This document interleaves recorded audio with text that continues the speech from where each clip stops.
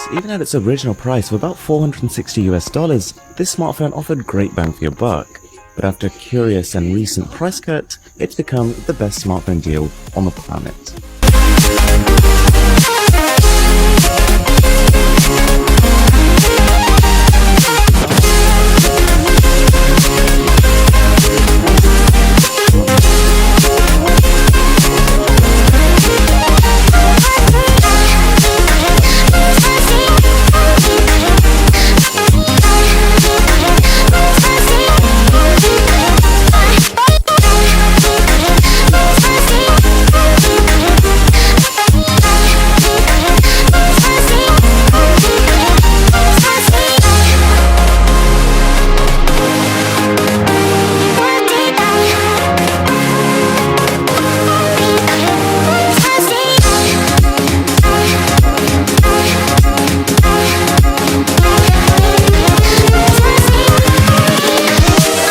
Go!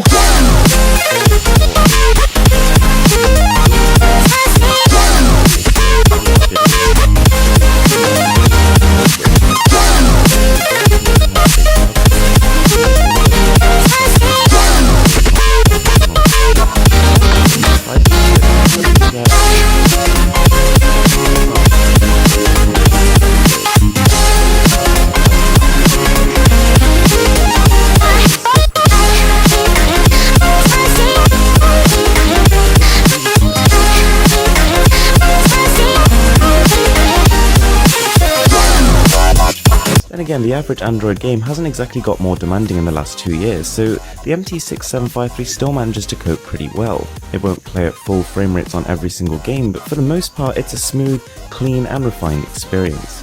And 2D games you're going to have no problem whatsoever. On the software side of things, it's a bit of a mixed bag.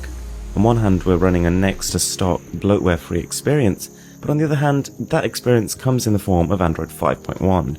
And I know for some of you it seems like a generation ago, and there are some sort of times when you're using the smartphone where it does feel like a bit of a blast from the past, and not necessarily in a good way.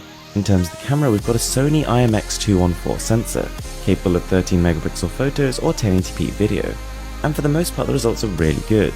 Detail absolutely shines.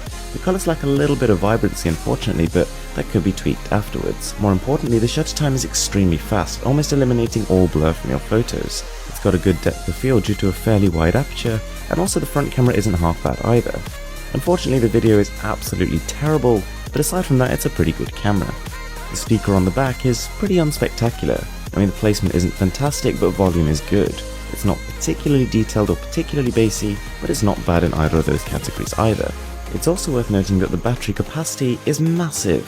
We've got 6010 mAh of juice here, which actually means that even with the large display and the fairly power-hungry components, this thing can last through 2 full days easy.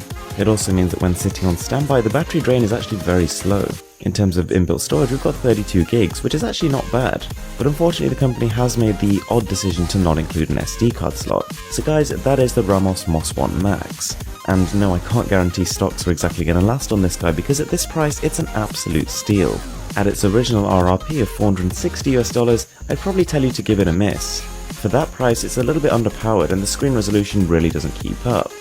But at this new $120 that some retailers are selling it at, I have to tell you,